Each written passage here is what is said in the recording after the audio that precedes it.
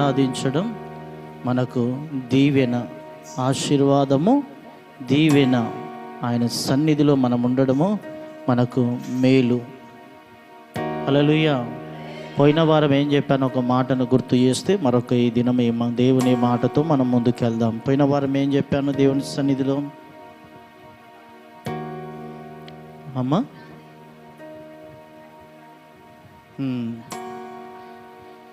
మత్తయి సువార్త 28వ అధ్యాయము 18వ వచనం. 11:28. మత్తయి సువార్త 11:28 కదా. ఓకే. నా యొద్దకు రండి, నేను మీకు విశ్రాంతిని ఇస్తాను. శుక్రవారం వేరే. మత్తయి సువార్త 28:18 మనం చూసుకున్నాం. దేవుని యొద్దకు వస్తే మనకేం దొరుకుతాడ? విశ్రాంతి, సమాధానం. ఇంతకుముందు కూడా దైవ సేవకురాలు చెప్పింది, దేవుని మందిరములో ఏం దొరుకుతాడ? శాంతి, సమాధానం, సంతోషం. ఆయన సన్నిధిలో ఉన్న ఆనందాన్ని మనం పొందుకోగలుగుతాం. ఈరోజు వాక్యంచే నీవు నడిపించబడినట్లయితే నిన్ను గూర్చి నేను నీకు సాక్ష్యం ఇస్తాడట దేవుడు. వాక్యముతో నువ్వు నడిపించబడుతున్నట్లయితే నిన్ను గూర్చి దేవుడే సాక్ష్యాన్ని ఇస్తాడు. వాక్యము నీలో ఉండి వాక్యము చేతను నడిపించబడుతున్నట్లయితే ఈ ప్రజలందరి ఎదుట నిన్ను గూర్చి దేవుడు ఏం చేస్తాడా? సాక్ష్యం ఇస్తాడు. దేవుడు మన కొరకు సాక్ష్యాన్ని ఇవ్వడానికి ఆయన ఎంతో ఇష్టపడుతున్నాడు. ఆయన చేసిన కార్యములను మనం ఎలాగైతే ప్రతి ఆదివారం మనం సాక్ష్యం ఇస్తున్నామో, దేవుడు ఈ సమస్య నుండి నన్ను విడిపించాడు, ఈ ఆపదలో నన్ను ఆదుకున్నాడు, ఈ కష్టంలో నాకు మేలు చేశాడు, ఇలాంటి పరిస్థితుల మధ్య దేవుడు నాకు కృప చూపించిందని మనం సాక్ష్యం ఇస్తున్నాం. అదేవిధంగా నీ మంచి జీవితాన్ని బట్టి, నీ బ్రతుకును బట్టి దేవుడు సాక్ష్యం ఇస్తాడు. హల్లెలూయా. యోబు గ్రంథములో చూస్తున్నట్లయితే యోబును గురించి సైతానుకు దేవుడు తన యొక్క సాక్ష్యాన్ని తెలియజేస్తున్నాడు. ఏమంటున్నాడు? యోబు, నా సేవకుడైన యోబును నువ్వు చూసావా? అప్పుడు సైతాన్ అంటాను, ఓ నాకెందుకు తెలియదు, నేను చూసిన. ఏంటంటే ఆయన చుట్టూ నువ్వు కంచె వేసినావు, ఆయనను ఆశీర్వదించినావు, ఆయనకు నువ్వు మేలు చేస్తున్నావు గనక నీ సన్నిధిలో ఉన్నాడు అని చెప్తుంది. కానీ అదే అధ్యాయంలో చూస్తే యోబు దేవుని యందు భయభక్తులు కలిగిన వాడై ఎలా ఉన్నాడా? భయభక్తులు కలిగిన వాడై చెడుతనాన్ని విసర్జించిన వాడిగా ఉన్నాడట. ఎలాగున్నాడు? నోరు తెరిచి చెబుదాం. ఎలాగున్నాడు? భయభక్తులు అనేది ఎప్పుడు వస్తాయంటే వాక్యమును నీవు పఠిస్తున్నప్పుడు, చదువుతున్నప్పుడు ఎలాగ నీ జీవితాన్ని దేవుని సన్నిధానములో నడిపించాలనో, ఎలాగ నువ్వు జీవించాలనో, దేవుని కొరకు ఎలాగ నీవు బ్రతకాలనో నువ్వు నేర్చుకున్నప్పుడు దేవుని యందు భయభక్తులను కలిగి చెడుతనాన్ని నువ్వు విసర్జిస్తావు. చెడేంటో నీకు అర్థమవుతుంది. ఇది నాకు మంచిది కాదు, నాకు దేవుడు చెప్పాడు ఇది ఇలాగ చేయకూడదు, ఇలాగ ప్రవర్తించకూడదు, ఇలాగ నడుచుకోకూడదు, ఇలాగ నేను జీవించకూడదు, ఇలాగ నేను మాట్లాడకూడదు, ఇలాగ నేను ప్రవర్తన నా అంతటిలో నేను జాగ్రత్తగా చూసుకోవాలి, దేవుని కొరకు నేను జీవించాలి, దేవుని కొరకే నేను మరణించాలని నీవు దేవుని కొరకు ఉంటావు గనక దేవుడు నిన్ను బట్టి సంతోషించి నీ గురించి ఆయన సాక్ష్యం ఇస్తాడు. అందుకే దేవుని వాక్యమును నిత్యము మనము చదువుతూ ప్రార్థనతో ఆయన పాద సన్నిధానములు ఉన్నట్లయితే నీ జీవితంలో మీరు మేలు పొందేదరు. హల్లెలూయా. దేవుడు మన గురించి సాక్ష్యం ఇస్తాడు గనక మన సాక్ష్యాన్ని మనం ఏం చేయాలట? ఏం చేయాలి? కాపాడుకోవాలి. మనము మన జీవిత సాక్ష్యాన్ని కాపాడుకోవాలి. మన ఇష్టానుసారంగా మనము నడవడానికి వీలు లేదు. హల్లెలూయా. సర్వలోకమునకు వెళ్ళి సర్వ సృష్టికి నువ్వు సువార్తను ప్రకటించుతున్నట్లు నీ మొదటిగా నీ జీవిత సాక్ష్యం చక్కగా ఉండాలి. ప్రతి ఒక్కరికి నువ్వు దేవుని గురించి చెప్పాలంటే మొదటిగా నువ్వు ఎలా ఉండాలి? మంచి సాక్ష్యాన్ని కలిగి నువ్వు ఉండాలి, మంచి మాట విధానాన్ని కలిగి ఉండాలి, మంచి ప్రవర్తనను కలిగి ఉండాలి, మంచి జీవితాన్ని కలిగి నీవు ఉండాలి. అప్పుడు నీ జీవితమే ఈ లోకానికి ఒక సాక్ష్యం. హల్లెలూయా. కొన్ని మాటలను చూద్దాం. దేవుడు మన గురించి సాక్ష్యం ఇస్తాడని నేను చెప్పాను కదా. యోబు గురించి దేవుడు సాక్ష్యం ఇచ్చినట్లు ఎలాగ ఇస్తాడో మొదటి యోహాను పత్రిక 5వ అధ్యాయం 9వ వచనాన్ని చూసి మనం ముందుకు వెళ్దాం. చక్కగా దేవుని మాటలు విందాం.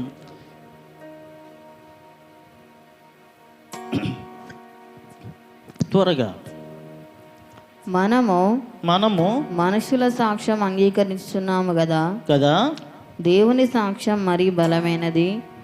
దేవుని సాక్ష్యము ఆయన తన కుమారుని గూర్చి ఇచ్చినదే. మరొకసారి చదువుదామా? మొదటి వచనం అంతే, 9వ వచనం. మనము మనుషుల సాక్ష్యం అంగీకరించుచున్నాము కదా. దేవుని సాక్ష్యం మరి బలమైనది. దేవుని సాక్ష్యము ఆయన తన కుమారుని గూర్చి ఇచ్చినదే. హల్లెలూయా. దేవుని సాక్ష్యము తన కుమారుని గురించి ఇవ్వబడ్డది. అదే దేవుడు నిన్ను గురించి సాక్ష్యం ఇస్తున్నాడు. నీవు ఆయన కుమారుడవే. అర్థమవుతుందండి నా మాట? నీవు ఆయన కుమారుడవే గనక నీ గురించి ఆయన సాక్ష్యం ఇస్తాడు. 3 విషయాలలో సాక్ష్యం ఇస్తాడండి. నీ గురించి 3 విషయాలలో చక్కగా సాక్ష్యం ఇస్తాడు. గనక నిన్ను నీవు కాపాడుకోవాలి. మొదటి యోహాను 5వ అధ్యాయం 7వ వచనం చూడండి. 3 విషయంలో ఆయన సాక్ష్యం ఇస్తాడట. మొదటిగా సాక్ష్యం ఇచ్చేవారు 3, అనగా ఆత్మయు నీళ్లను రక్తమును, ఈ 3 ఏకీభవించి ఉన్నారు. ఆమేన్. హల్లెలూయా. సాక్ష్యం ఇచ్చే వాళ్ళట 3. ఎందరు ఇస్తారట? 2 చేతులు ఎత్తి ఒకసారి గట్టి హల్లెలూయా చెప్దాం. సాక్ష్యం ఇచ్చేవారు 3. మొదటికి ఎవరు ఇస్తారు? ఆత్మ నీ కొరకు సాక్ష్యం ఇస్తుంది. నీలో ఉన్న ఆత్మ నిన్ను గురించి, దేవుడు అనుగ్రహించిన దేవుని ఆత్మ నీలో ఉన్నట్లయితే నిన్ను గురించి అది నీ కొరకు సాక్ష్యం ఇస్తుంది. నీవు ఎలాంటి వ్యక్తివి, నీవు ఎలాంటి మనుషునివని నీలో ఉన్న నీ ఆత్మే నీ గురించి సాక్ష్యం ఇస్తుంది. నీ ప్రవర్తన, నీ జీవితం, నీ నడవడిక, నీ యొక్క ఆలోచన, నీ తలంపులు, నీ ఉద్దేశాలు, నీ కోరికలు, నీవు జరిగిస్తున్న ఆ యొక్క జీవిత ప్రయాణములో ఎలాగున్నావు, నీలో ఉన్న ఆత్మ నిన్ను గురించి సాక్ష్యం ఇస్తుంది. నీలో పెట్టబడినది దేవుని ఆత్మ, మనస్సాక్షి అంటారు కదా, అది కూడా నీ గురించి సాక్ష్యం ఇస్తుంది. నీ మనస్సాక్షిని చంపుకొని నువ్వు ఏ పని చేసినా అది రేపటి దినాన నీ మీద నిందారోపణ చేస్తుంది. నువ్వు ఇలాగా చేయలేదా, నువ్వు ఇలాగ ప్రవర్తించలేదా, ఇలాగ నువ్వు నడుచుకోలేదా, ఇలాగ నువ్వు జీవించలేదా, ఇలాగ అక్రమమైన కార్యములను చేయలేదా, ఇలాగ అన్యాయమైన కార్యములను నువ్వు చేయలేదా, ఇలాగ అన్యాయంగా ఇతరులను నీవు దోచుకోలేదా, నువ్వు ఇలాగ ఎన్నో అబద్ధాలు ఆడలేదా, నీ మనస్సాక్షి నిన్ను గద్దిస్తూ ఉంటుంది. అందులో దేవుని ఆత్మ కూడా నిన్ను గద్దిస్తూ ఉంటుంది. హల్లెలూయా. నిన్ను గురించి నీ ఆత్మ నీకు సాక్ష్యం ఇస్తుంది. ఒక దినాన ఖచ్చితంగా ప్రతి ఒక్కరు సాక్ష్యము, వారి యొక్క సాక్ష్యము దేవుని ఎదుట ప్రకటించబడుతూ ఉంటుంది. తీర్పులోనికి వస్తావు. నువ్వేమవుతావండి? తీర్పులోనికి వస్తావు. మొదటిగా నిన్ను గురించి నీ ఆత్మ సాక్ష్యం ఇస్తుంది. దేవుని ఆత్మ కూడా సాక్ష్యం ఇస్తుంది. 2 జరుగుతుంది ఇక్కడ. నీ మనస్సాక్షి అని లోపల ఉన్న ఆ మనస్సాక్షి, దేవుని ఆత్మ, ఈ 2 కలిపి నువ్వు ఎలాగున్నావో, నువ్వు ఎలాగ జీవిస్తున్నావో, నువ్వు ఎలాగ ప్రవర్తిస్తున్నావో గనక నువ్వు మంచి సాక్ష్యాన్ని కలిగి ఉండాలి. నీవు మంచి సాక్ష్యాన్ని, నువ్వు మంచి జీవితాన్ని కలిగి ఉండాలి. హల్లెలూయా. ఇందులోనే రెండోది ఏంటంటే, నీవు పొందిన బాప్తిస్మం పొందిన నీళ్ళు నీ గురించి సాక్ష్యం ఇస్తాయి. బాప్తిస్మం పొందుతున్నప్పుడు నీవు విడిచిపెట్టిన నీ జీవితాన్ని ఆ నీటిలో ఏం చేస్తున్నావు?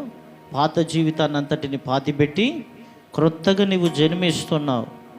అంతేనా? ఇంకా విడిచిపెట్టవలసినవి ఏవైనా ఉన్నట్లయితే, విడిచిపెట్టకపోయినట్లయితే నీళ్ళు కూడా నీ గురించి సాక్ష్యం ఇస్తాయట. రెండోది, నీళ్ళు నీ గురించి సాక్ష్యం ఇస్తాయి. నీ జీవితం ఎంతో గొప్పది గనక మంచి సాక్ష్యాన్ని కలిగి ఉండు. మూడోది చదువుదాం, అందులోనే దేవుని యొక్క రక్తము నీ కొరకు కార్చబడి ఉంది గనక దేవుని రక్తము కూడా నీ కొరకు సాక్ష్యం ఇస్తుంది. మన పాపములన్నిటినీ కడిగి వేసిన ప్రభు రక్తం, దేవుని రక్తము మన కొరకు సాక్ష్యం ఇస్తుంది. హల్లెలూయా. ఇది 3 దేవుని యొద్ద నుండి దేవుని ఆత్మ ద్వారా దేవునిలో ఇవ్వబడుతున్న సాక్ష్యాలు గనక జాగ్రత్త, నీ సాక్ష్యం ఎలాగుంది. హల్లెలూయా. ఇంకెన్ని ఉన్నాయంటే భూమి మీద కూడా కొన్ని సాక్ష్యం ఇస్తాయి. సృష్టికర్త అయిన దేవుని సన్నిధానంలో ఇవ్వవలసిన ఎన్నో ఉన్నాయి. అవన్నిటిని గురించి ఈరోజు చూస్తున్నాం. నీవు అనుకుంటున్నావు, నన్నెవ్వరూ చూడట్లేదు, నన్నెవ్వరూ పట్టించుకోవట్లేదు, నా జీవితమే నా ఇష్టం, నా బ్రతుకు నా ఇష్టం అని నువ్వు అనుకుంటున్నావేమో కానీ నీవు ఒక దినాన తీర్పులో నిలబడబోతున్నావు. ఒక దినాన నిన్ను గూర్చి తీర్పు జరగబోతుంది. ఒక దినాన తీర్పులో నీవు మంచి సాక్ష్యాన్ని కలిగి నీవు ఉండాలి. హల్లెలూయా. రెండోది, భూమిని ఆకాశాన్ని కలిగించిన ఆ దేవుని ఎదుట ఈ సృష్టి మనని గురించి సాక్ష్యం ఇస్తుందట. ఏమిస్తుంది? ఈ సృష్టి యావత్తు నిన్ను గురించి సాక్ష్యం ఇస్తుందట. సృష్టిలో ఉన్న ప్రతిదీ నిన్ను గురించి సాక్ష్యం ఇస్తుంది. నువ్వు ఎక్కడ ఎలాగుంటున్నావు, ఎక్కడ ఎలాగ ప్రవర్తిస్తున్నావు, మనుషులెవరు నన్ను చూడట్లేదని నువ్వు అనుకుంటున్నావు, మనుషులెవరు నా మాటలు వినట్లేదని నువ్వు అనుకుంటున్నావు, మనుషులెవ్వరూ నా గురించి మాట్లాడట్లేదని నువ్వు అనుకుంటున్నావు. కానీ ప్రతిదీ నిన్ను చూస్తుంది దేవుని సృష్టి. హల్లెలూయా.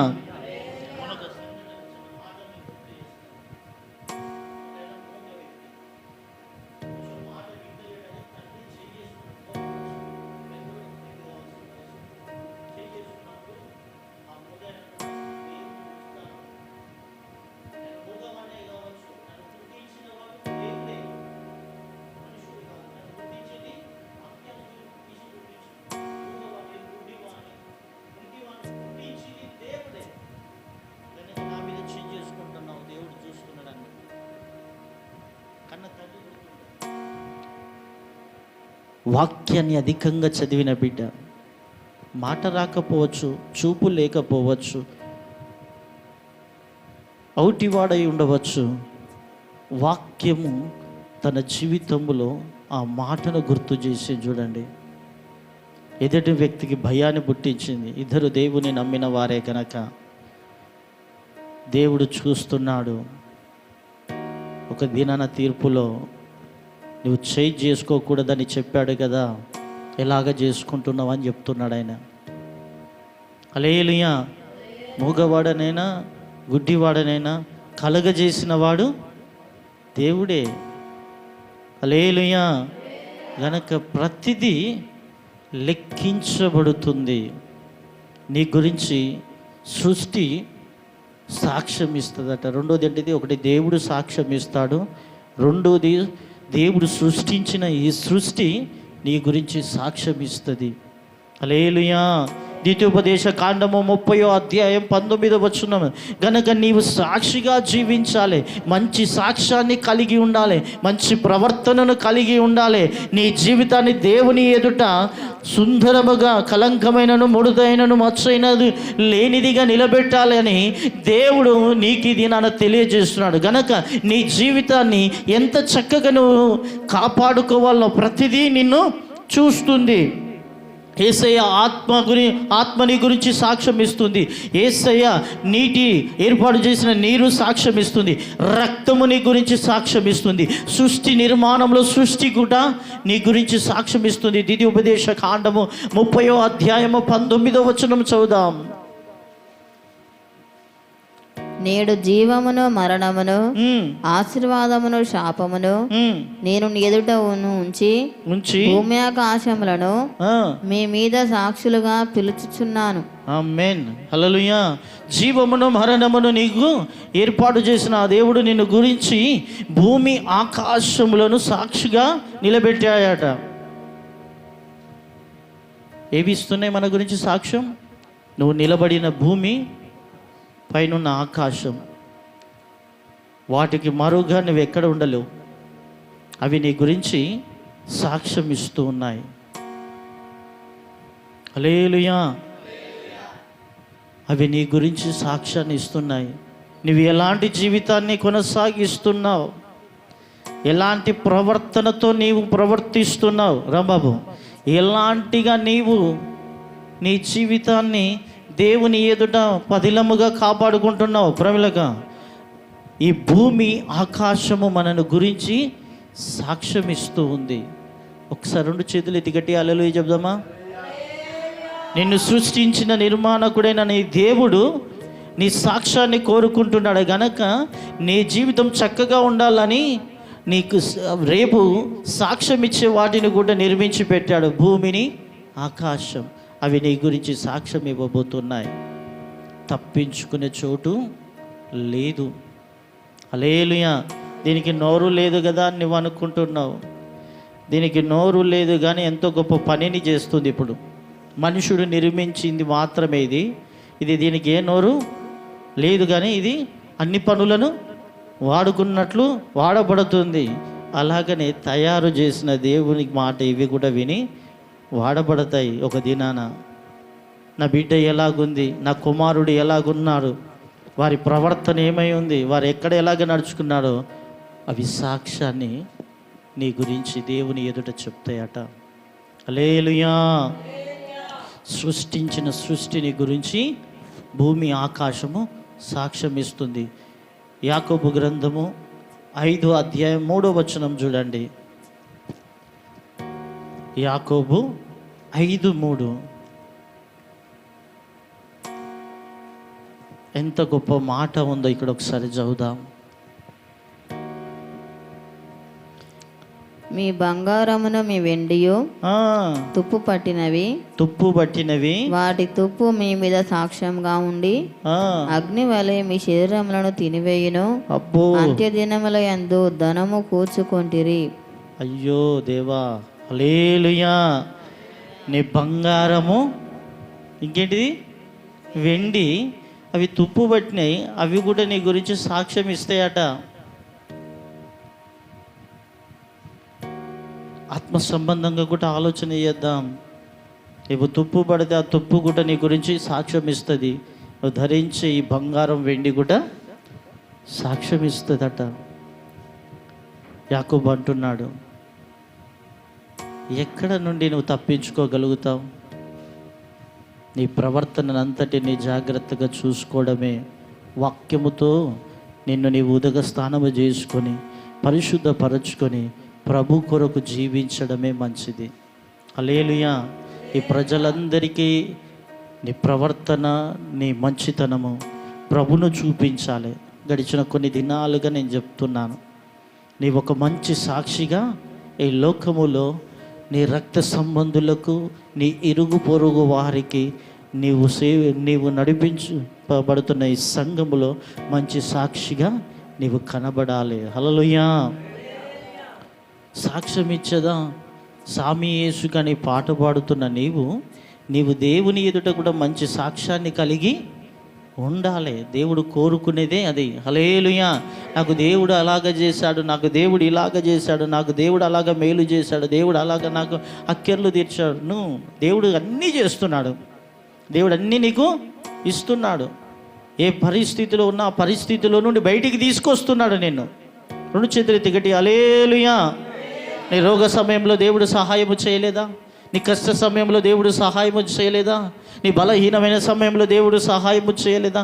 నువ్వు వ్యాధితో, బాధతో, జ్వరముతో, ఏ సమస్యతో నువ్వు ఉన్నప్పటికీ దేవుడు నీకు సహాయము చేయలేదా? రాంబాబు, చేశాడు కదా. గనక దేవునికి నీవు మంచి సాక్షిగా ఉండాలి. ఆయన రేపు నేను తీర్పులోనికి తీసుకొచ్చినప్పుడు నీవు నిందారహితునిగాను, కలంకమైనను, ముడతైనను, మచ్చైనను, లేనివాడవైనను, ఈ భూమి అయినను, ఆకాశమైనను, యేసయ్య రక్తమైనను, నీళ్ళైనను రేపు నిన్ను గురించి సాక్ష్యము, మంచి సాక్ష్యం ఇచ్చే విధంగా ఉండాలి. హల్లెలూయా. దేవుడే యోబును గురించి సాక్ష్యం ఇస్తున్నాడు సాతాను ఎదుట. నా యోబును చూసావా, నా కుమారుడైన యోబును చూసావా, నా సేవకుడైన యోబును చూసావా, ఆయన ఎంత నిందారహితుడు, ఎంత భక్తిపరుడు, ఆయన చెడుతనాన్ని విసర్జించిన వాడై ఉన్నాడు.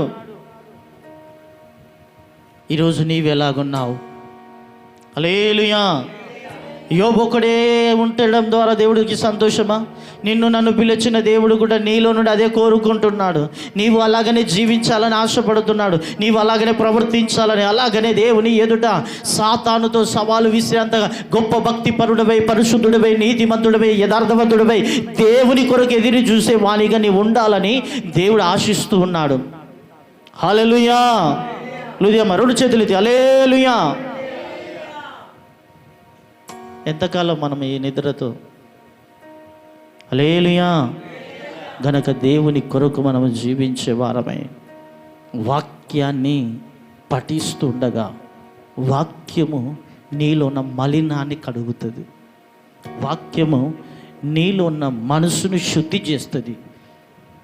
మనస్సాక్షి లేని బ్రతికిన నీ బ్రతుకును దేవుని మాటలు శుద్ధి చేస్తాయి. దేవుని కలిగి ఉండాలి మనం. నీ గురించి సాక్ష్యం ఇచ్చేటి ఏవి? ఇవన్నీ మనల్ని చూస్తున్నాయి. సృష్టిలో ఉన్నాయి అన్నీ మనల్ని చూస్తున్నాయి. హల్లెలూయా. కనుక మన ప్రవర్తన అంతటిని సరి చేసుకోవడమే మించినది, అంతకన్నా గొప్పదేది లేదు. హల్లెలూయా. హల్లెలూయా. మరొకసారి ఆ మాట చదవండి. 5:3 యాకోబు 5:3 చూడండి. నువ్వు ప్రేమగా కొనుక్కుంటున్న నీ బంగారము, విలువ పెట్టి నువ్వు కొంటున్న నీ బంగారము, అది మస్టు పట్టును. ఆ మస్టు ఒక దినాన సాక్ష్యము నీ కొరకు ఇస్తుంది. చదువు ఇప్పుడు. మీ బంగారమును మీ వెండియు తుప్పు పట్టినవి, వాటి తుప్పు మీ మీద సాక్ష్యంగా ఉండి అగ్ని వలె మీ శరీరములను తినివేయును. అంత్యదినముల యందు ధనము కూర్చుకొంటిరి. అంత్యదినములను ఎందట ధనమును కూర్చుకుంటున్నారట. దేవుని రాకడ సంభవిస్తున్నది బిడ్డ. చక్కగా జీవించు, చక్కగా ప్రవర్తించు, చక్కగా నీకున్న దానిలో తృప్తి పొందు, నీకున్న దానిలో సంతృప్తిగా ఉండమంటే అడ్డదారులలో వెళ్తూ అక్రమమైన కార్యాల ద్వారా ఎంతోమంది ఈ లోకంలో సమకూర్చుకుంటున్నారు. రేపు అదే వారికి ఉరిగా మారుతుంది. అదే వారికి ఉరిగా మారుతుంది. అదే వారి జీవితాలను కాల్చేస్తుంది. ఈ బంగారము దాని మీద పడిన మస్టు ఎలాగైతే కాలుస్తుందో, తేటపరచబడుతుందో, అది అగ్నిలో కాల్చబడినట్లు నీ జీవితం కాల్చబడుతుంది. హల్లెలూయా. ఇప్పుడు ఇంకొక కోణంలో ఒక మాటను గుర్తు చేసి నేను ముందుకెళ్తాను.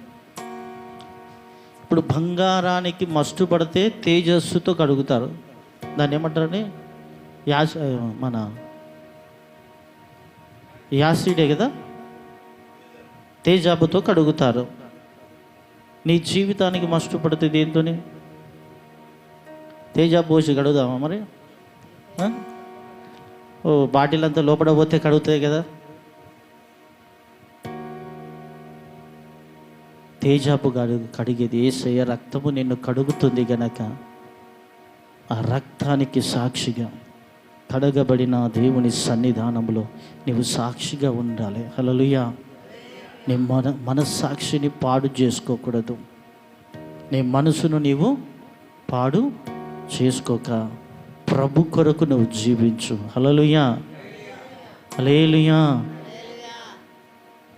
అది అగ్నిలో పుటము వేయబడము ద్వారా బంగారము మరలా దాని సువర్ణము, దాని విలువను అది పొందుకుంటుంది.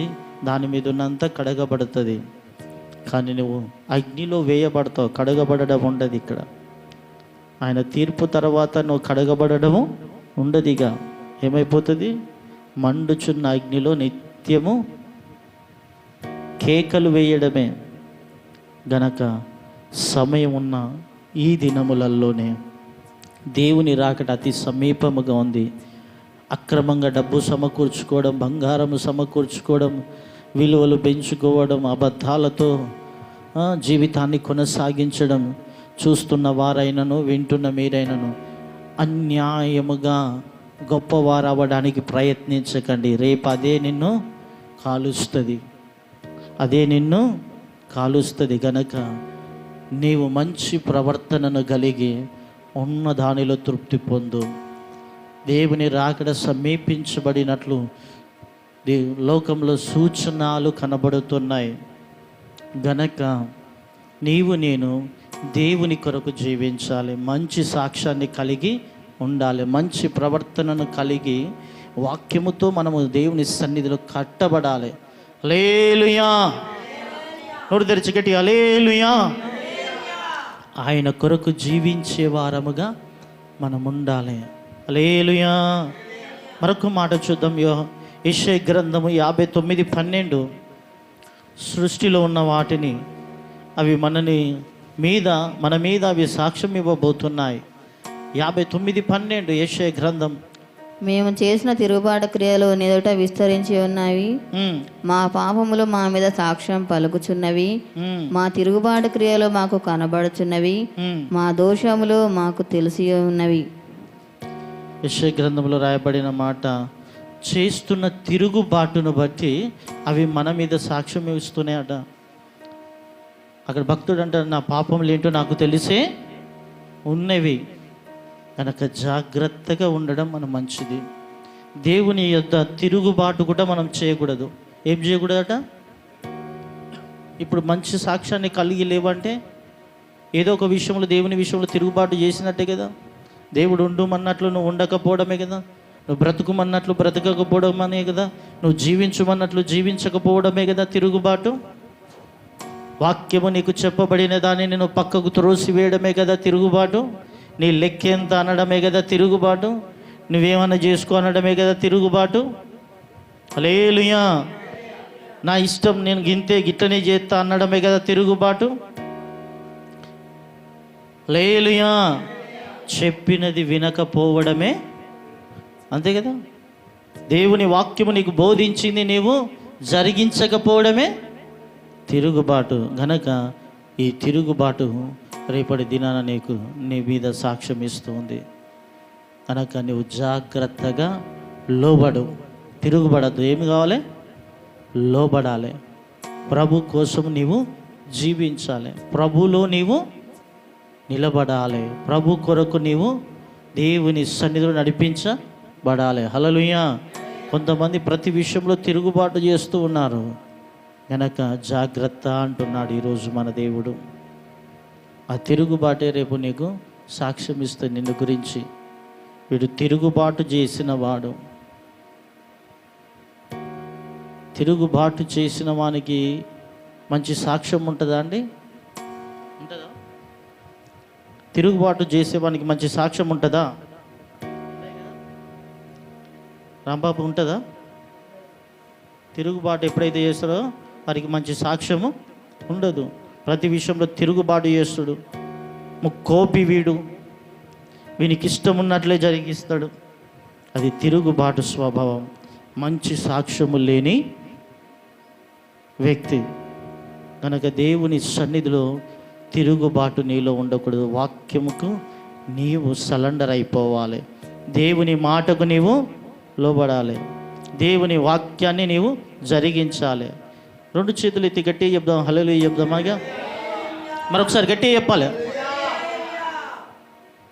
నిద్ర వస్తే మొహం గడకచ్చుకోవాలి, కానీ నిద్రపోకండి. 2 గంటలు దేవుని సన్నిధిలో ఎందుకంత అశ్రద్ధ? కనుక నీ తిరుగుబాటు స్వభావాన్ని నువ్వు మార్చుకో. నీ జీవితంలో ఒక గొప్ప మార్పును కలిగి నీవు ఉండు. హల్లెలూయా. 3వ విషయము, సేవకులు నీ గురించి సాక్ష్యం ఇవ్వాలన్నట. సేవకుడు నీ గురించి సాక్ష్యం ఇవ్వాలి. ఎప్పుడు ఇస్తారండి సేవకులు? ఎప్పుడు ఇస్తారు? వాక్యం ఏదైతే ఎప్పుడైతే నీకు బోధించబడుతుందో ఆ వాక్యానికి నువ్వు సరెండర్ అయిపోయి ఆ వాక్యాన్ని నీ జీవితంలో జరిగించి ఆ ప్రకారంగా నువ్వు జీవించినప్పుడు సేవకుడికి కనబడితే దాని గురించి నీకు సాక్ష్యం ఇస్తారు. ప్రభా, నువ్వు నాకు ఏ వాక్యం అయితే నాకు ఇచ్చావో ఆ వాక్యాన్ని నేను బోధించినప్పుడు వారి జీవితాలను మార్చుకొని వారి బ్రతుకులను మార్చుకొని వారు చక్కగా ప్రభా నీ సన్నిధిలో ఉన్నారు. వారు ఎక్కడ నాకు అబద్ధికులుగా కనబడలేదు, దొంగలుగా కనబడలేదు, ముక్కోపిగా కనబడలేదు, తిట్టుబోతులుగా కనబడలేదు, ఏ విషయంలో కనబడలేదు అని గొప్ప సాక్ష్యాన్ని ఇవ్వాలన్నా వద్దా? హల్లెలూయా. దేవుని సింహాసనం ఎదుట సేవకుడు నీవు నిలబడబోతున్నావు కనుక రేపు నీ సేవకుడు నీ గురించి మంచి సాక్ష్యాన్ని ఇవ్వాలి. ఏమి ఇవ్వాలట? నీ మందిర పని చేయడానికి ఎంతో భారము కలిగిన వారు, నీ పరిచర్య కొరకు ఎంతో భారము కలిగిన వారు, నీ మందిరములో వారు నిన్ను గురించి ఉపవాసములుండి ప్రార్థించిన వారు అని దేవుని ఎదుట సాక్ష్యం ఇచ్చే గొప్ప వ్యక్తులుగా ఉండాలి. మూడోది ఏంటంటే సేవకుడు మీ గురించి మొదటిగా దేవుని ఆత్మ సాక్ష్యం ఇస్తూ ఉంది. రెండోది సృష్టిలో ఉన్నవి నీ గురించి, నువ్వు ధరించేటి నీ గురించి సాక్ష్యం ఇస్తుంది. మూడోది నువ్వు మందిరానికి వెళ్తున్న ఆ మందిరములో ఉన్న నీ దైవ సేవకుడు నీ గురించి మంచి సాక్ష్యం ఇవ్వాలి. మంచి సాక్ష్యము నీ గురించి నీ దైవ సేవకుడు ఇచ్చిన దేవుని సన్నిధానములో. యేసు ప్రభు కదా యోబు గురించి ఎలాగైతే చూసావా, నా కుమారుడైన యోబును చూసావా, ఆయన ఎంత చక్కగా నీతిమంతునిగా జీవించాడో చూసావా అని ఆయన సాక్ష్యం ఇచ్చినట్లు రేపు నీ గురించి నీ సేవకుడు సాక్ష్యం ఇచ్చే మంచి జీవితాన్ని కలిగి ఉండు. రెండు చేతులెత్తి హల్లెలూయా చెప్దాం. స్వరం ఎత్తి గట్టి చెప్దాం మరొకసారి. దేవుని సేవకులు నీ గురించి సాక్ష్యం ఇచ్చే విధంగా నీ జీవితం ఉండాలి. మూడోది ఏంటండి? ఎవరు ఇవ్వాలి? మూడోది నోరు తెరిచి చెప్దాం. మూడోది ఎవరు ఇవ్వాలి? ఎప్సిబా, మూడోది ఎవరు ఇవ్వాలి? మైక్లో చెప్పు. హల్లెలూయా. మూడోది ఎవరు ఇవ్వాలి? సేవకుడు. అంతేనా? మూడోది ఎవరు ఇవ్వాలి? సేవకుడు నీ గురించి మంచి సాక్ష్యాన్ని ఇవ్వాలి. మార్కు సువార్త 6వ అధ్యాయం 11వ వచనం చూడండి.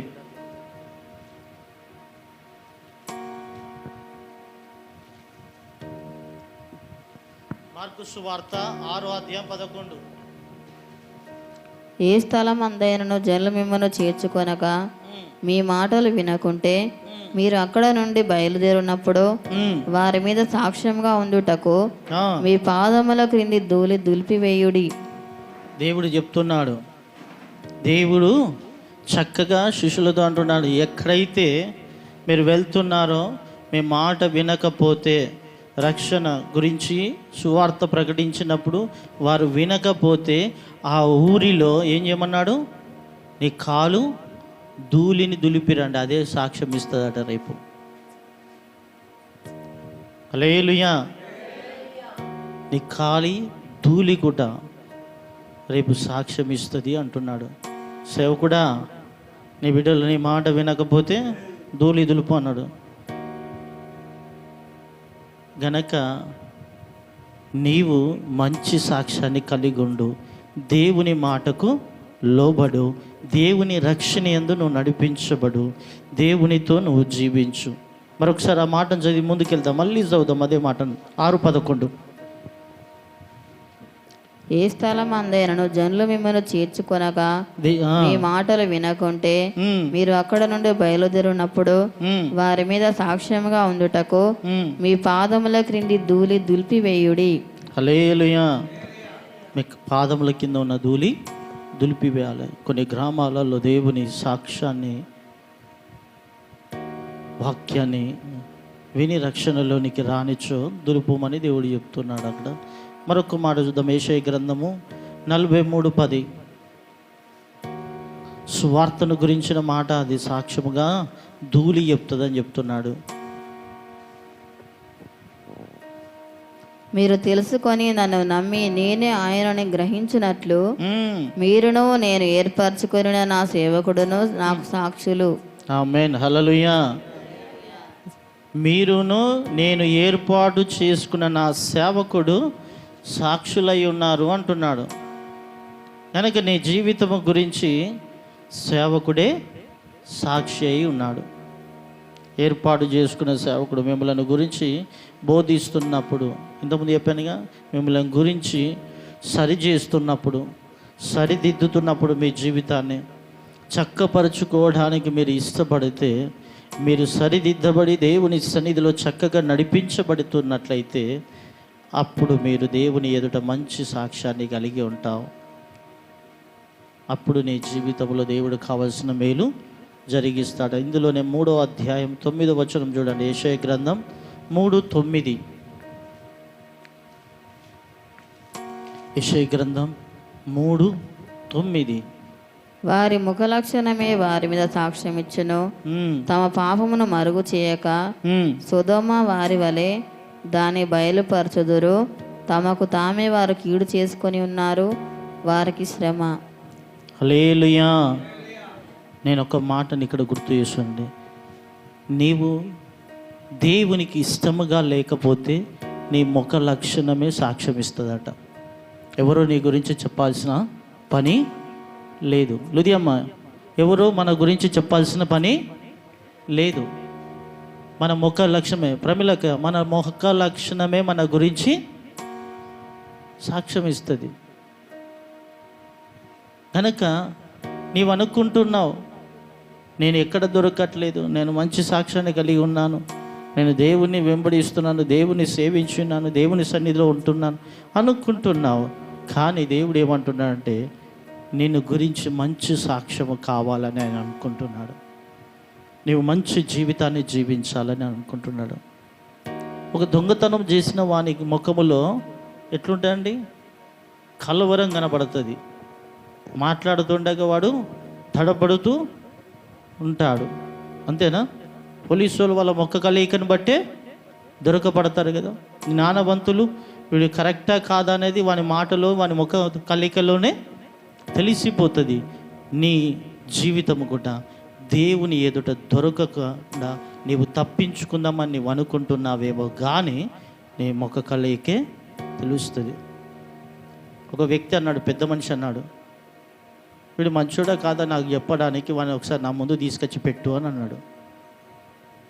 ఒక పెద్ద మనిషి ఒకసారి సందర్భంలో మాట్లాడిన మాట ఏంటంటే, వాడిని చూసుడుతోనే వీడు పిచ్చి తాగుపోతూ అన్నాడు. మన దగ్గరికి వచ్చి దూరపు వ్యక్తి దాయవచ్చు, కానీ తర్వాత వెళ్ళి తెలుసుకుంటే తాగుపోతు. నీ జీవితంలో నువ్వేమి చేస్తున్నావో నీ ముఖ కలయిక ద్వారా తెలిసిపోతుందని దేవుని వాక్యం చెప్తుంది. హల్లెలూయా, హల్లెలూయా. గనక నీవు మంచి సాక్ష్యాన్ని కలిగి ఉండాలి, మంచి ప్రవర్తనను కలిగి ఉండాలి, మంచి జీవితాన్ని కలిగి దేవుని ఎదుట, ఎవరి ఎదుట? దేవుని ఎదుట నిందారహితునిగా, కళంకమైనను ముడత అయినను మచ్చ అయినను ఏది నీలో కనబడకుండా మంచి సాక్షిగా నువ్వు జీవించాలి. రేపు తీర్పులో నీవు దేవుని రాజ్యంలో ఉండే వ్యక్తిగా ఉండాలి. దేవుని రాజ్యంలో ఉండాలంటే నీలో ఏముండాలి? వాక్యం ఉండాలి. వాక్యమును గురించిన ప్రవర్తన నీలో ఉండాలి. వాక్యం ఏదైతే బోధిస్తుందో ఆ ప్రకారంగా నీవు జీవించాలి. మరి అమ్మ, ఆ ప్రకారంగా నీవు అందరికీ అంటుతుందేమో మరి ఇది. హల్లెలూయా. చివరిగా 2 మాటలను చూపిస్తాను. హబక్కుకు గ్రంథము 2వ అధ్యాయము 11వ వచనం. నీ ఇంటిలో జరిగేది కూట సాక్ష్యం ఇస్తుందట. 2:11. నీ ముఖ లక్షణమే కాదండి, గోడలలోని రాళ్ళు మొరపెట్టుచున్నవి, దూలములు వాటికి ప్రత్యుత్తరం ఇచ్చుచున్నవి. గోడలోని రాళ్ళు ఏం చేస్తున్నాయట? మొరపెడుతున్నాయి దేవునికి. అయ్యో వీని జీవితం ఇలాగున్నది ప్రభా చూడు అంటే అట. అయ్యో ఈమె ప్రవర్తన ఇలాగున్నది ప్రభా చూడు అంటే అట. అవి రాళ్ళు కట్టుకొని గోడ మధ్యలో ఉన్న గోడలో ఉన్న రాళ్ళు కూడా నీ గురించి సాక్ష్యం ఇస్తాయట. అక్కడ ఇంకో మాట ఉన్నది, దూలాలు సాక్ష్యం ఇస్తాయట. చదవము ఒకసారి ఆ మాట. నీ ఇంటి దూలములు వాటికి ప్రత్యుత్తరం ఇచ్చుచున్నవి. దూలాలు కూడా నీ గురించి ప్రత్యుత్తరం ఇస్తాయట. అయ్యా, తప్పించుకునే చోటు ఎక్కడైనా ఉందా? భక్తుడు అందుకే పాట పాడాడు, ఒక గజ దొంగ మార్పు చెంది, స్టువర్ట్పురం సుధాకర్ అని గొప్ప గజ దొంగ మార్పు చెంది ఆయన రాసిన పాట. తప్పించుకుందువా దేవుని యొద్ద నుండి, తప్పించుకుందువా దేవుని యొద్ద నుండి. దేవుని యుద్ధ నుండి ఎవరు? రాదా? దేవుని యుద్ధ నుండి ఎవరు తప్పించుకోలేరట. నువ్వు రాజువే అయినా, అధికారివే అయినను నీవు దేవుని యుద్ధ నుండి తప్పించుకోలేవు. ఆకాను తప్పించుకొనేనా, కయ్యను తప్పించుకొనేనా? తప్పించుకున్నారా అండి? ఎవ్వరు తప్పించుకోలేదు. దేవుని యుద్ధ నుండి ఎవ్వరు తప్పించబడరు. దేవుడు అందరికీ న్యాయమైన తీర్పు తీరుస్తాడు గనక ఆయన తీర్పులో నీవు నీతిమంతునిగాను, నిందారహితునిగాను, పరిశుద్ధమైన జీవితాన్ని కలిగిన వాడుగాను, దేవుని వాక్యానుసారమైన జీవితంలో నీవు నడిపించబడి కట్టుకున్న వానిగాను దేవుని ఎదుట నువ్వు కనబడాలి. ఎవరు నన్ను చూస్తలేరని ఒక వ్యక్తి ఏం చేశాడంటే తన సహోదరుని చంపాడు. చంపిన ఆ సహోదరుని రక్తము దేవుని యొద్ద మొరపెడుతుంది. ఒకసారి ఆ మాటను చూద్దాం. తప్పించుకుందామని అనుకుంటున్నారు. ఈ లోకంలో అందరూ హత్యలు చేసి నన్ను ఎవ్వడు చూడలే, ప్రభుత్వాలు నన్ను పట్టుకోలే, నాయకులు నన్ను పట్టుకోలే, అధికారులు నన్ను పట్టుకోలేదు, నేనే గొప్ప జ్ఞానవంతుడు, నేను వేసిన స్కెచ్లు బాగా పని చేస్తున్నాయి, చక్కగా నేను తప్పించుకున్నాను అనుకుంటున్నారు. కానీ దేవుని వాక్యము చెప్తుంది, అప్పుడు ఆయన నీవు చేసిన పని ఏమిటి? అప్పుడు ఆయన అంటున్నాడు. ఎవరితో అంటున్నాడు? చదువు. ఎవరితో అంటున్నాడు? కయ్యూనితో అంటున్నాడు. దేవుడు పైనుండి కయ్యూనితో అంటున్నాడు, అయ్యా నీ తమ్ముడి రక్తం యొక్క స్వరము నేలలో నుండి నాకు మొరపెట్టుచున్నది. ఎందుకు ఈ సందర్భం వచ్చిందంటే నీ తమ్ముడేడని అడిగాడు. అడిగితే నా తమ్మునికి ఏమన్నా నేను కావలి వాడనా? నా తమ్మునికి ఏమన్నా నేను కావలి వాడనా? ద్వేషముతో, కోపముతో తప్పు చేసిన వాని హృదయ భయము ద్వారా కలిగే కోపము వేరే ఉంటుంది. ఆ కోపముతో అంటున్నాడు, నేనేమన్నా నా తమ్మునికి కావలి వాడనా అన్నప్పుడు దేవుడే అంటున్నాడు, నీవు నీ తమ్ముని చంపిన ఆ తమ్ముని యొక్క రక్తము ఈ భూమి మీద నాకు మొరపెడుతున్నది అంటున్నాడు. ఒకసారి ఆ మాటను చూద్దాం చివరిగా. తమ్ముని యొక్క రక్తము, నీ తమ్ముడి రక్తం యొక్క స్వరము, తమ్ముని యొక్క రక్తము స్వరం అట నేలలో నుండి నాకు మొరపెట్టుచున్నది. ఎక్కడి నుండి మొరపెడుతుందట? నేలలో నుండి. గనక ప్రతిదీ దేవుడు వింటున్నాడు. నీవు అనుకుంటున్నావు నువ్వు చేస్తున్న ప్రార్థన దేవుడు వింటలేడు అనుకుంటున్నావేమో, నువ్వు రోధిస్తున్న రోదన దేవుడు చూస్తలేడు అనుకున్నాడేమో, నువ్వు కారుస్తున్న కన్నీరు దేవుడు చూస్తలేడు అనుకుంటున్నావేమో. రాళ్ళు మొరపెడుతున్నప్పుడు వింటున్నాయి, రక్తము మొరపెడుతున్నప్పుడు, నేల మీద ఉన్న రక్తం మొరపెడుతూ దేవుడు వింటున్నాడు. తన సహోదరునితో మాట్లాడుతున్నాడు, ఏంటి నువ్వు ఈ పని చేసి ఉన్నావు? దేవుడు తీర్పు తీర్చేశాడు అక్కడనే. నువ్వు మంచి పని చేసినట్లయితే తల ఎత్తుకోలేవా? దేవుని మాట వినకుండా నువ్వు చేసిన తప్పు నిన్ను దేవుని సన్నిధి నుండి తప్పించింది, దేవుని రాజ్యం నుండి తప్పిస్తుంది. నా మాట అర్థమవుతుందా? నువ్వు చేస్తున్న నీ తప్పులు దేవుని సన్నిధి నుండి తప్పిస్తున్నాయి, దేవుని రాజ్యం నుండి తప్పిస్తున్నాయి. నీ వాకిట పాపం నిలబడుతుంది, నీ జీవితంలో దేవుని రాజ్యానికి దూరము చేస్తుంది. ఒకే ఒక పని, తను దేవునికి మంచి అర్పణను చెల్లించలేదు, దేవుని మాటను నిర్లక్ష్యపరిచాడు, దేవుని మాటను దాటిపోయాడు. తన ముఖము చిన్నబుచ్చుకున్నాడు. ఇందులో ఇంకొక మాటను గుర్తు చేస్తున్నాను. ఒకరిని పొగిడితే ఒకరికి నచ్చదు, ఒకరిని మెచ్చుకుంటే ఒకరికి నచ్చదు. అది పాపమే అంటున్నాడు. నీ ఎదుట నీ సహోదరుడు ఘనత పొందినప్పుడు నీ ముఖమును నువ్వు చిన్నబుచ్చుకోకూడదు. నీకు తెలియకుండా జరుగుతున్నవన్నీ నువ్వు సరి చేసుకోవాలంటే దేవుని వాక్యం చదవాలి. మనం అనుకోవచ్చు ఇది తప్ప అని అనుకోవచ్చు. అంతేనా? నా మాట అర్థమవుతుందా మీకు? తన సహోదరుడు దేవుని ఎదుట ఘనత పొందుతున్నప్పుడు ఏమైంది? తనకు నచ్చలేదు, నన్ను మెచ్చుకోలేదని అనుకుని తన సహోదరుని మీద కోపం పెంచుకున్నాడు. కోపపడుట పాపము అంటున్నాడు.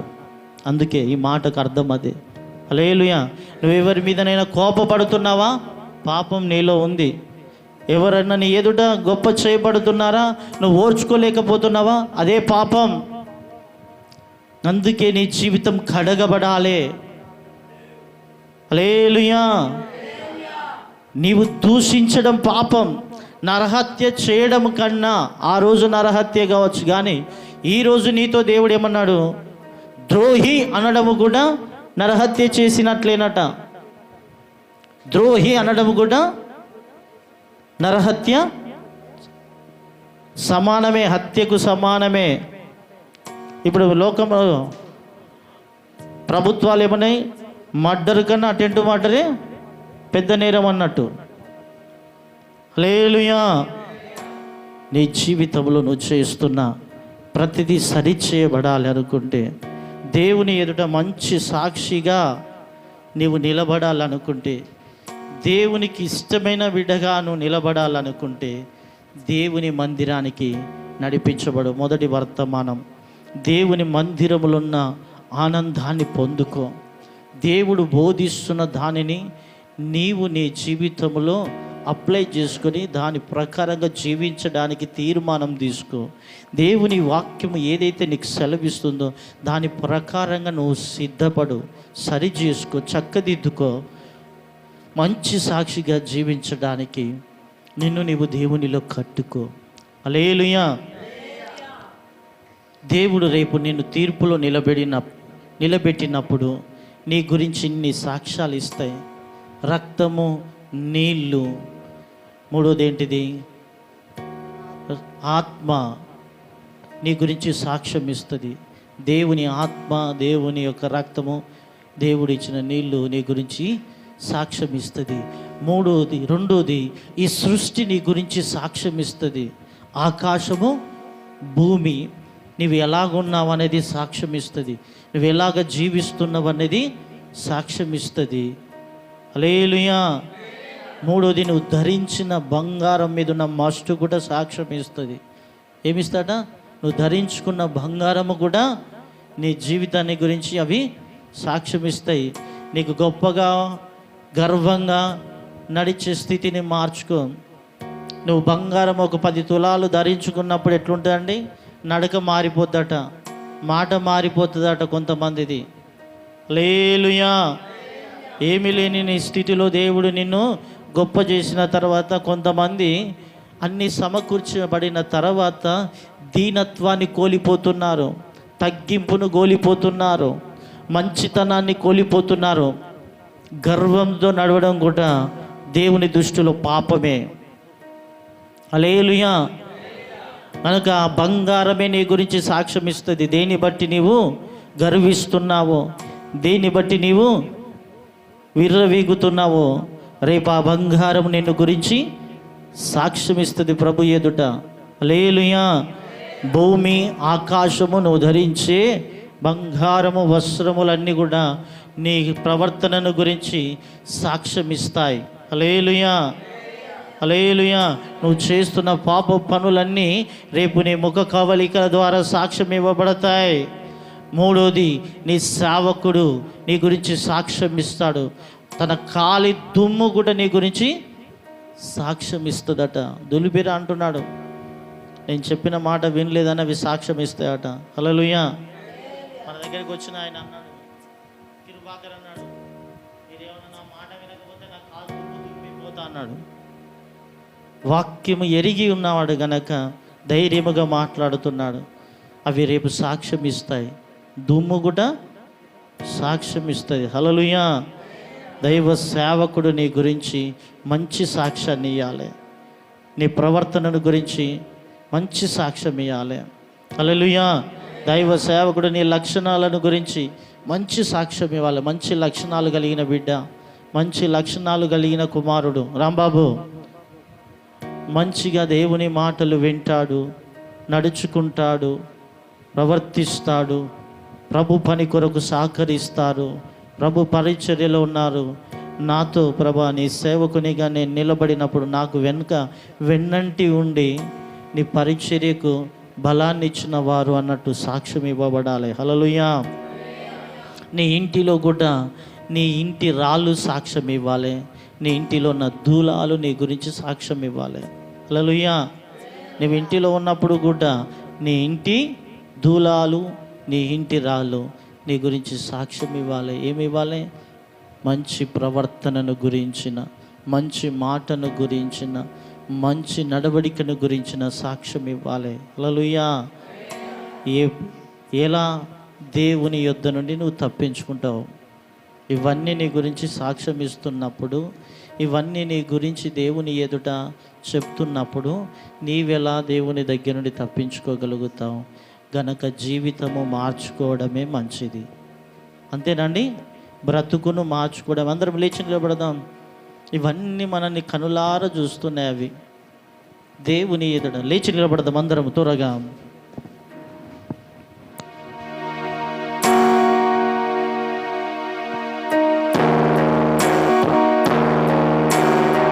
దేవుని సన్నిధానంలో నీవుగా దేవునికి అప్పగించుకో.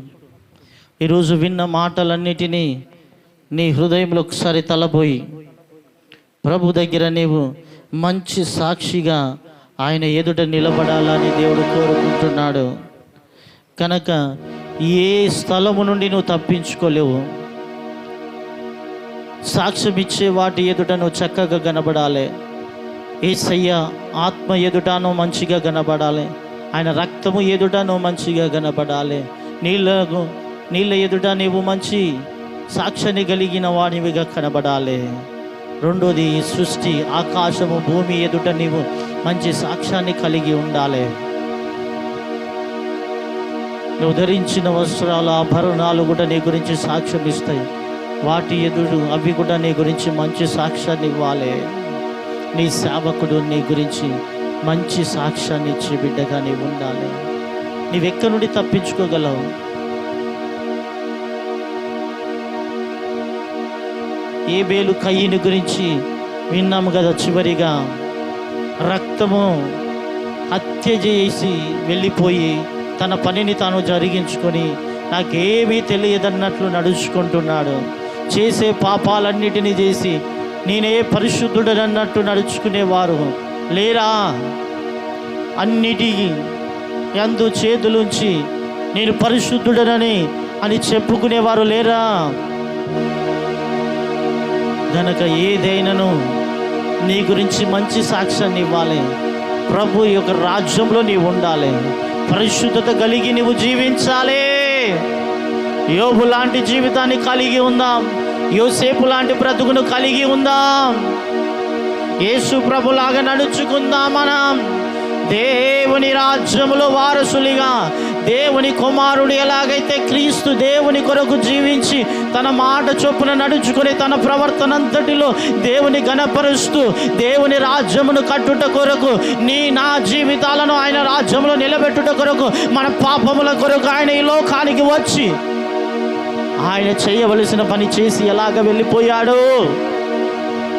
నేను ఈరోజు ఆయనను పోలి నడుచుకోవాలి. ఆయనను పోలి మనం జీవించాలి. ఈ లోకంలో మంచి సాక్ష్యాన్ని కలిగి ఉండాలి. ఏది మనల్ని రేపు నిందించకూడదు. అపోస్తులైన పౌలు అంటున్నాడు, నేను మంచి పోరాటం పోరాడుతిని, నా పరుగు తుదముట్టించుకుని చుంటిని, నేను కిరీటాన్ని పొందుకోబోతున్నానన్నాడు. ఈ లోకంలో నీవు ఉన్నంత కాలం మంచి పోరాటం పోరాడాలి, మంచి జీవితాన్ని నువ్వు జీవించాలి, నీ పరుగును నువ్వు తుదముట్టించాలి. నీ పరుగు ప్రాంతములో ఎక్కడ నువ్వు తొలగిపోకుండా, ఎక్కడ నువ్వు పడిపోకుండా, ఎక్కడ అపవిత్రమైన వాటికి చోటు ఇవ్వకుండా, పాప ఇచ్చలకు మనము బానిసలము కాకుండా, అబద్ధికులముగా ఉండకుండా, మనము చెడు స్నేహాలను కలిగి ఉండకుండా, చెడు బంధాలను కలిగి ఉండకుండా, పరిశుద్ధుడైన దేవుని ఎదుట, దేవుని మందిరములో, దేవుని సన్నిధానములో పరిశుద్ధమైన జీవితాన్ని కలిగి ఈ భూమి ఆకాశములు మన గురించి మంచి సాక్ష్యం ఇచ్చేవారముగా ఆయన ఎదుట మనం ఉండాలని దేవుడు కోరుకుంటున్నాడు. నిన్ను నీవు మోసపుచ్చుకోకు.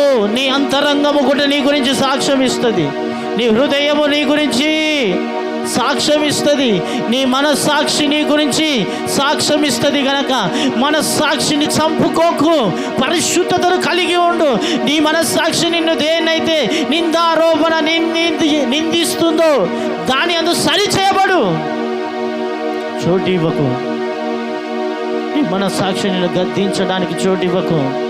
దేవుని వాక్యానికి సరి చేసుకునేవు. దేవుని మాటకు సరి చేసుకునేవు. దేవుని యొక్క చిత్తానికి సరి చేసుకునేవు.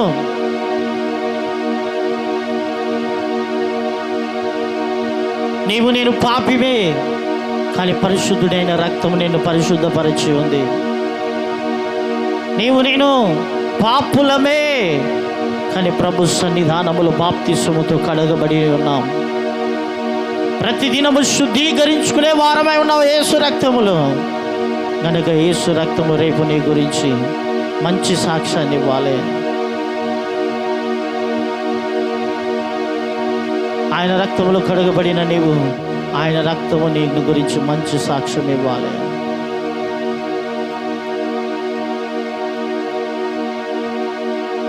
నీ గురించి సాక్ష్యము, నీ ప్రక్కవారు మంచి సాక్ష్యం ఇవ్వాలి.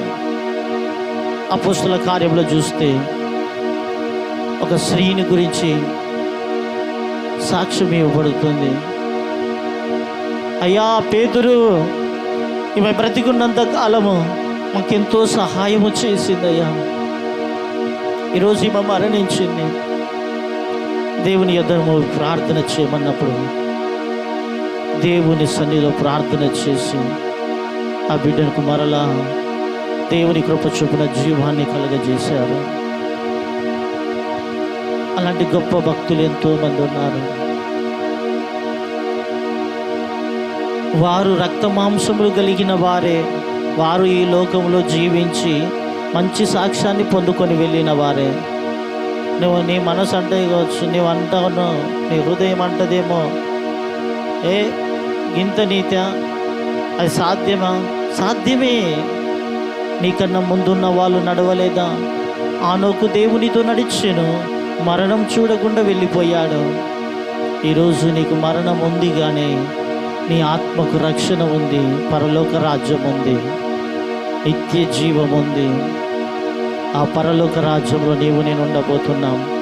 కనుక మంచి సాక్ష్యాన్ని కలిగి ఉన్నవారు గొర్రెల గుంపులో చేర్చబడతారు, పరలోక రాజ్యంలో చేర్చబడతారు. తీర్పు తీర్చబడుతున్న సమయంలో నా గురించి ఎవరు సాక్ష్యం చెప్పలే వారు లేరని నువ్వు అనుకుంటున్నావేమో. భూమి ఆకాశము, నీ ఇంటి దూలాలు రాళ్ళు, నీ మనసాక్షి, నీ ముఖ కలయిక, నువ్వు ధరించిన ఆభరణాలు, సేవకుని యొక్క ధూళి, రేపు సేవకుడు నిన్ను గురించి మంచి సాక్ష్యాన్ని ఇచ్చే జీవితం కొరకు ఈరోజు ప్రభుని అడుగు. అయ్యా అయ్యా ప్రభుని అడుగు, ప్రభుని అడుగు.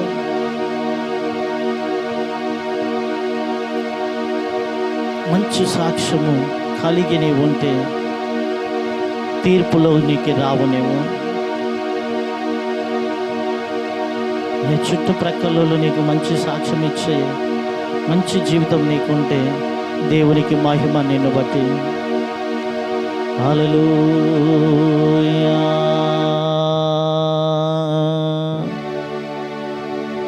యేసయ్యా,